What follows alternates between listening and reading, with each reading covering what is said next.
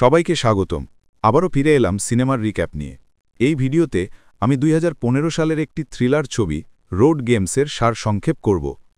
গল্পের মূল অংশে যাবার আগে আরও ফিল্ম রিক্যাপের জন্য লাইক ও সাবস্ক্রাইব করতে ভুলবেন না এবং আপনার দিনটি ভালো কাটুক। আর দেরি না করে সরাসরি গল্পের মূল অংশে যাওয়া যাক। ছবি শুরু হয় এমন একটি দৃশ্য দিয়ে যেখানে একজন কোথাও একটি মৃতদেহ সামলাচ্ছেন।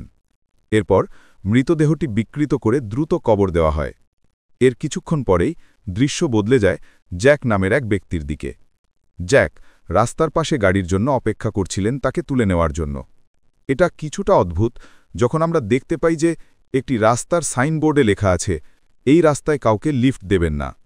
এর সঠিক অর্থ কী তা জানা নেই, তবে এটা স্পষ্ট যে ওই রাস্তা দিয়ে যাওয়া কোনো গাড়ি জ্যাককে লিফট দেয় না। নতুন আসা মানুষ এবং এলাকার বাসিন্দারাও দেয় না।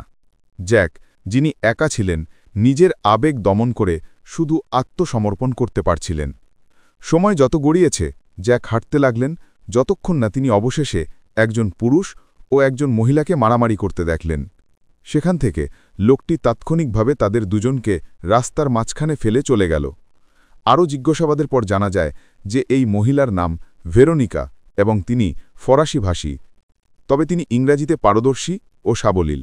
যখন জ্যাক যুক্তরাজ্যের বাসিন্দা এবং দুর্ভাগ্যবশত তিনি ফরাসি ভাষা মোটেও বোঝেন না।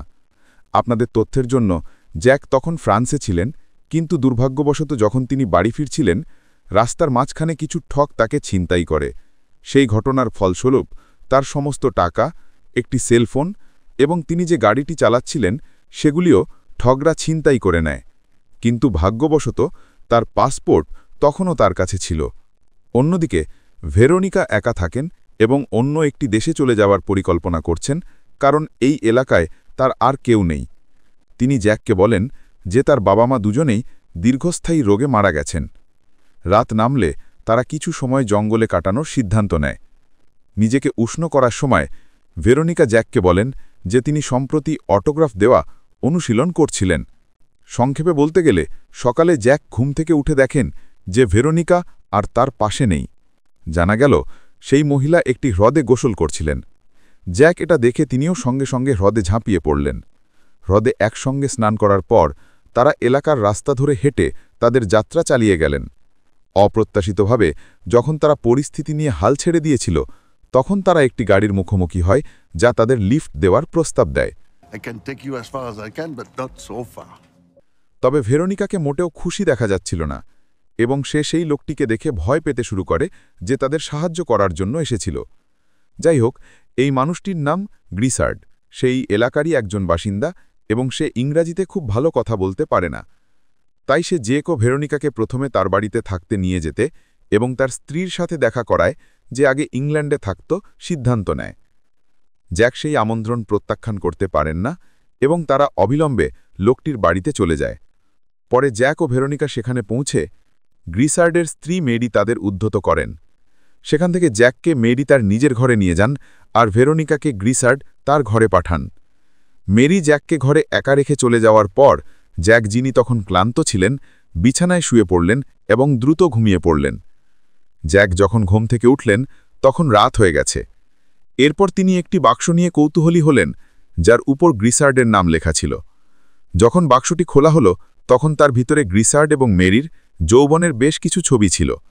এখানেই শেষ নয়, বাক্সের ভিতরে একটি ছেলে ও একটি মেয়ের ছবিও ছিল। তিনি যা দেখেছিলেন তার ভিত্তিতে জ্যাক নিশ্চিত ছিলেন যে এই বাড়িতে গ্রিসার্ড এবং মেরি একা ছিলেন না।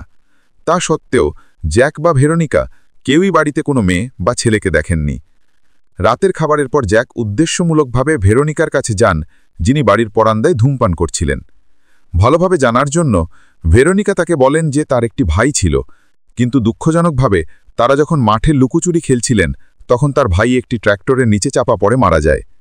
এরপর জ্যাক গ্রিসার্ডের সাথে সেদিন রাতে টিভি দেখার জন্য বাড়ির ভিতরে ফিরে গেলেন। সেই মুহূর্তে জ্যাক বলেন যে তাকে যত তাড়াতাড়ি সম্ভব গ্রিসার্ডের বাড়ি ছেড়ে চলে যেতে হবে, কারণ তাকে তার পরিবারের সাথে দেখা করতে ইংল্যান্ডে ফিরে যেতে হবে। এছাড়াও ভেরোনিকাও অন্য দেশে চলে যাওয়ার পরিকল্পনা করছেন, যাতে সে সেখানে তার জীবন চালিয়ে যেতে পারে। এর কিছুক্ষণ পরে জ্যাক গ্রিসার্ডের ছেলেদের সম্পর্কে জিজ্ঞাসা করেন, কিন্তু গ্রিসার্ড অদ্ভুতভাবে জবাব দেন যে তার কোনো সন্তান নেই। তখন জ্যাক ভাবতে শুরু করে যে আগে তার ঘরে দেখা ছবিটির শিশুটিকে। স্বাভাবিকভাবেই গ্রিসার্ডের কথা শুনে জ্যাক অবাক হলেন, কিন্তু তিনি আর বিরক্ত না হয়ে সঙ্গে সঙ্গে ঘুমাতে চলে গেলেন। পরের দিন সকালে জ্যাক ঘুম থেকে উঠে গ্রিসার্ডের বাড়ি ছাড়ার আগে গোসল করে নিলেন। তবে সেদিন সকালে বাড়ির পরিস্থিতি ছিল অদ্ভুতভাবে শান্ত।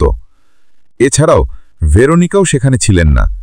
জ্যাক যখন অতিরিক্ত চিন্তা করতে শুরু করেন, তখনই গ্রিসার্ড একটি হাতুড়ি হাতে হঠাৎ করে সেখানে হাজির হন।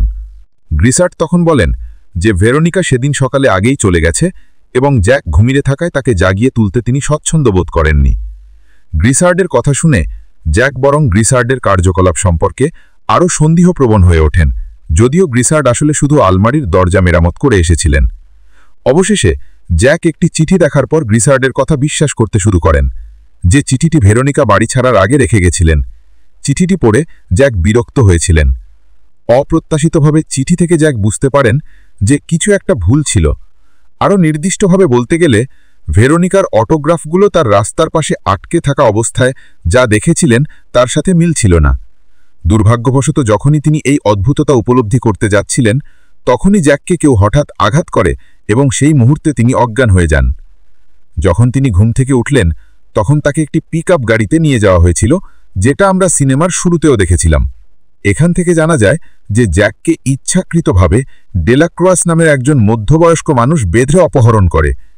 জ্যাক তখনই বুঝতে পারলেন যে তিনি একজন সাইকোপ্যাথের আস্থানায় রয়েছেন।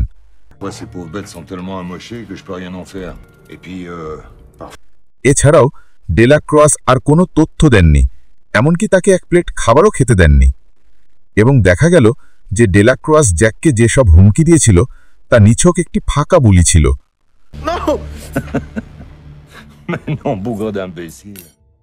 সে কেবল জ্যাককে সেই মুহূর্তে তার সাথে যুদ্ধ করা থেকে বিরত রাখতে এটা করেছিল। এরপর জ্যাকের হাতের দড়ি খুলে দেওয়া হলো এবং ডেলাক্রোয়াস তার ক্যামেরা দিয়ে তার একটি ছবি তুলো। আমি নিশ্চিত নই তার ছবি তোলার উদ্দেশ্য কি ছিল। ডেলাক্রোয়াস তখন তাকে পিকআপ ট্রাকে ফিরিয়ে নিয়ে যায় এবং তার মুখে ডাকটেপ লাগিয়ে দেয়। এখানেই শেষ নয়, ডেলাক্রোয়াস তাকে তার প্রস্তুত করা একটি সিরিঞ্জ দিয়ে অজ্ঞান করারও পরিকল্পনা করছিল। সৌভাগ্যবশত জ্যাক যখন ইনজেকশন নিতে যাচ্ছিলেন, তখন ডেলাক্রোয়াসের মন জ্বলার দিকে চলে গেল, যেটা তখনও জ্বলছিল এবং ধোঁয়া নির্গত করছিল। সেখান থেকে জ্যাক দ্রুত পালানোর চেষ্টা করেন এবং লোকটার থেকে যতটা সম্ভব দূরে চলে যান। অনেক দূরে হাঁটার পর জ্যাক অবশেষে গ্রিসার্ডের বাড়িতে ফিরে এলেন। তারপর তিনি আবার মেরি ও গ্রিসার্ডকে দেখলেন, যারা বাড়ি ছেড়ে যাওয়ার জন্য প্রস্তুতি নিচ্ছিলেন। তারা দুজন চলে যাওয়ার পর জ্যাক সোজা ভেরোনিকার খোঁজে বাড়ির ভিতরে চলে গেলেন এবং নিশ্চিতভাবেই ভেরোনিকা একটি ঘরের ভিতরে তালাবদ্ধ ছিল। আর দেরি না করে জ্যাক তাকে দ্রুত মুক্তি দেন, কিন্তু অপ্রত্যাশিতভাবে সৌভাগ্যবশত তারা দুজনেই বাড়ি থেকে পালাতে সক্ষম হয়েছিল। তবে তাদের পালানো মেরি ও গ্রিসার্ড বুঝতে পেরেছিল, যারা আতঙ্কিত হয়ে পড়েছিল। অবশেষে তারা পালাতে পারেনি, কারণ তারা শুধু দৌড়াচ্ছিল, যেখানে মেরি ও গ্রিসার্ড গাড়ি ব্যবহার করে তাদের পিছু ধাওয়া করছিল। ফলস্বরূপ জ্যাক ও ভেরোনিকার আর কোনো উপায় ছিল না এবং তারা মেরি ও গ্রিসার্ডকে মুখোমুখি হতে বাধ্য হয়েছিল। ভেরোনিকা তখনও হাল ছাড়েনি। তারপর সে জ্যাককে নিয়ে একটি ক্যাবিনে চলে গেলেন। এরপর তারা ওই ক্যাবিনেই লুকিয়ে থাকার সিদ্ধান্ত নেয়। কিন্তু আশ্চর্যজনকভাবে ক্যাবিনটি ডেলাক্রোয়াসের ছিল এবং সেও সেই ক্যাবিনে পৌঁছে গেছিল।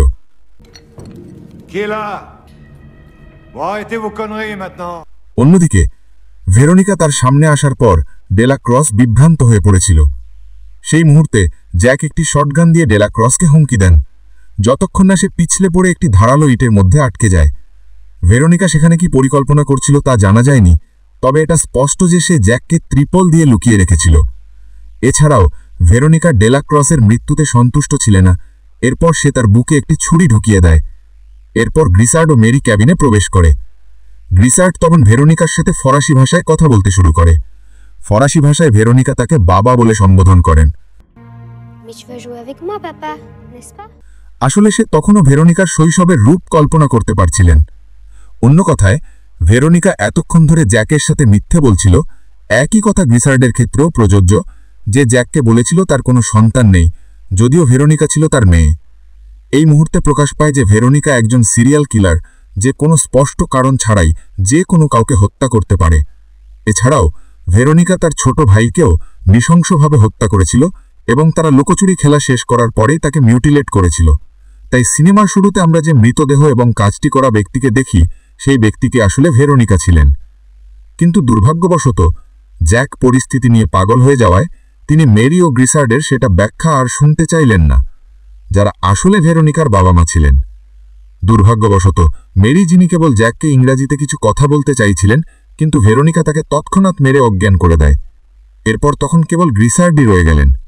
গ্রিসার্ড সেই মুহূর্তে আর কিছু করতে পারছিলেন না এবং তারও আর কোনো উপায় ছিল না, এবং ভেরোনিকাও জ্যাক দ্বারা ছেড়ে দেওয়ার পর তিনি কেবল হাল ছেড়ে দিতে পারছিলেন।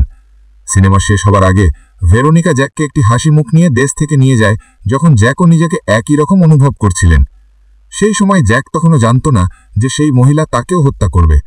মূলত সিনেমার শুরু থেকেই আমাদের রাস্তার সাইনবোর্ডগুলো সম্পর্কে ইঙ্গিত দেওয়া হয়েছিল, যা কাউকে লিফট দিতে নিষেধ। সাইনবোর্ডগুলোই ব্যাখ্যা করে যে ভেরোনিকা, যে একজন সাইকো মেয়ে, আগে কি করেছিল।